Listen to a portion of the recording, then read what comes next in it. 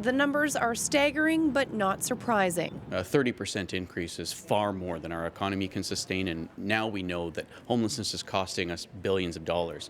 On the other side of that, hundreds of people are dying on our streets. This is a crisis. A 30% rise in homelessness since the last count 3 years ago. Vancouver saw a good chunk of that spike, logging more than 2,100 people homeless right now. But surrounding cities are up too. Surrey's homeless count rose 49% to more than 600 people, and Langley up 124% to over 200. Fundamentally, I think we all knew that we were going to be up to a degree. We have in Surrey, I know, since 2015, added another 120 shelter beds. Obviously, that's not enough. The homeless count was done by volunteers over 2 days in March.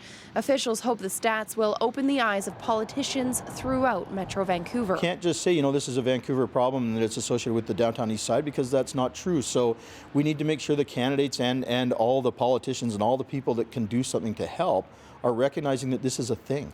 Low vacancy rates and lack of affordable housing are being blamed. One nonprofit took the opportunity to launch its 10-year housing plan in response. We have a big problem in that we haven't built purpose-built rental housing in the private market here for over 30 years in BC, and we haven't built social housing for 25 years. So the amount of work that we need to do runs the gamut in terms of our housing continuum.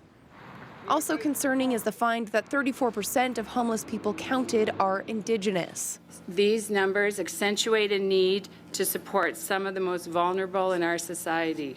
So we are calling on for action by way of an increase of resources.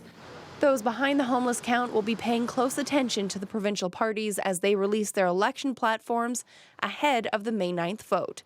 Megan Batchelor, CBC News, Vancouver.